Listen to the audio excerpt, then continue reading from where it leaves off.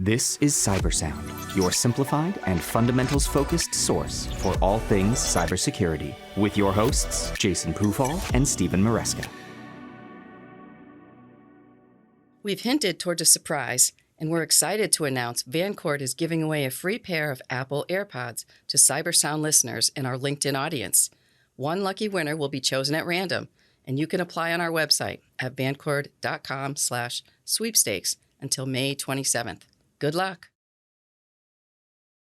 Welcome to CyberSound. I'm your host, Jason Pufall, joined, as always, by Steve Maresca and Matt Fasaro.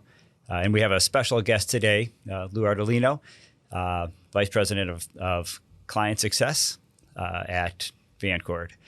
And today we're actually having a conversation that I think is going to be relevant to probably not so much the business owner crowd that we normally try to sort of pay attention to, but much more the parent. And we're going to focus on what we've described as growing up cyber. And for listeners, one thing I can assure you is I certainly didn't grow up cyber.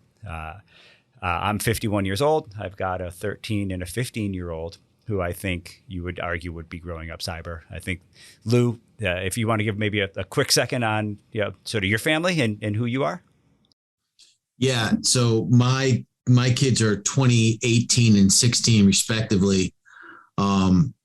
And I would say they grew up semi-cyber. Semi-cyber. Did you grow up cyber? I did not. You and I definitely did not. Did not, no. I think some of us argue that Lou's still growing up. So there is that. Easy. Matt, how about you? Yeah, sure. So I'm 34. I've got two kids. I've got one that's 5 and one that'll be 3 in a few days.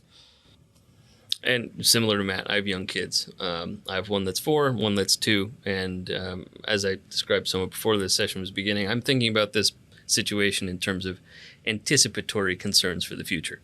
Yeah. I think concerns is a good word. I think you should anticipate problems as you move forward. And I think your challenge is probably they're only going to get more.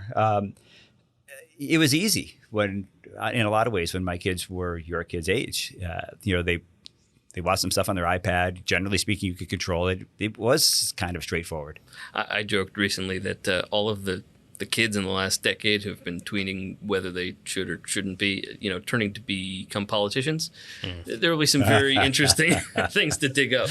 Yeah, or more tolerance for mistakes, past mistakes, perhaps. So maybe let's deal with this sequentially. And Lou, I'm going to put you on the spot a little bit because you do have slightly older kids. Yep. What are some of the things that you feel like you're dealing with on a regular basis, and to some degree, how do you teach your kids to do the right things? How do you mitigate some of the problems? I mean, at this point now, they're pretty self-sufficient. We have been